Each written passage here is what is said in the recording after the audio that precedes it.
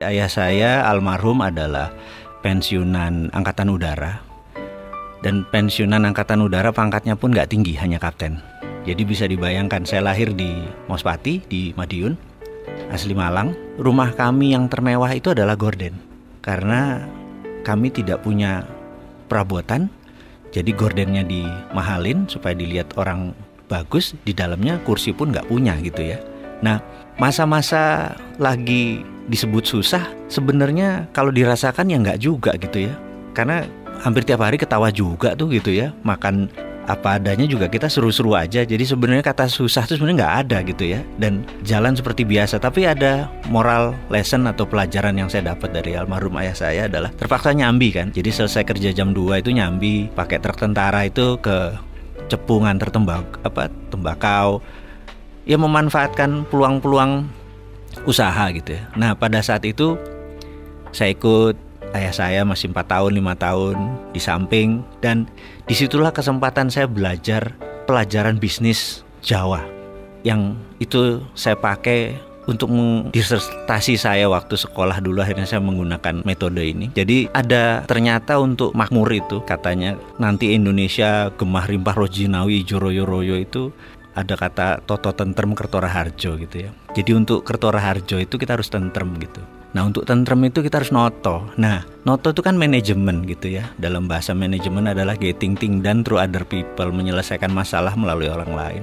Ternyata di Jawa itu melalui almarhum ayah saya cerita bahwa di Jawa itu toto itu ada 6 step, yaitu toto, titi, titis, tetek, tutuk, tuntas gitu. Nah pelajaran itulah yang selalu saya teringat sampai saat ini di kepala 5 usia saya ini. Manajemen Jawa yang menurut saya luar biasa itulah akhirnya menjadi platform saya berbisnis. Dan dari dulu memang akhirnya saya pegawai itu hanya batu lompatan saja gitu. Nah singkat cerita, sebagai orang kampung, cita-cita saya adalah sekolah ke Amerika. Dan ini mission impossible. Karena saya pindah ikut orang tua saya ke Palembang, 5 tahun tinggal di sana, kemudian Balikpapan hampir 7 tahun. Bisa dibayangin saya kelas 2 SD, saya menggunting rumahnya Donald Trump itu, White House.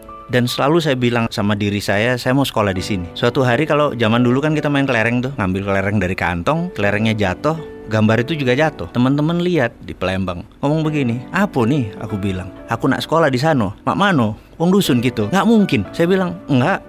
Saya mau sekolah di sana itu gitu. Walaupun kita diketawain di garger-garger. Kelas 5 SD pindah Balikpapan sampai SMA. Sama.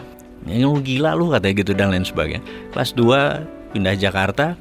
Setiap hari dari Blok M ke Halim itu selalu lewat Dekdikbud. Suatu hari ada pajangan besar sekolah ke luar negeri. Dan saya berkata, kesempatan. Saya mendaftar.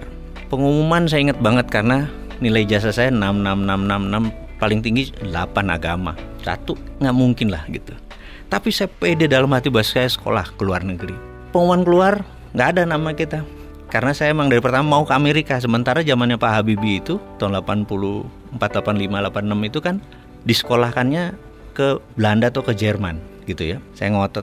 Terus seminggu kemudian dapat surat harus ke Dekdikbud. Hadirlah kita ke tempat itu dan dikatakan, kamu kurang ajar, kamu ngerusak tugas saya, kamu bahasa Inggris nggak bisa, matematik jelek semua, tapi mau ke Amerika, ngimpi kamu gitu. Dan dimarahi. Intinya setelah 15 menit dia marah, kamu berdua berangkat ke Amerika. Kaget gitu. Karena rupanya ada 6 tempat ke Amerika yang daftar cuma kalian berdua. Jadi bagi saya itu banyak moment of greatness bahwa kata siapa harus punya uang yang banyak, kata siapa harus punya sekolah pinter-pinter amat gitu. Yang penting adalah ya bondo nekat gitu loh.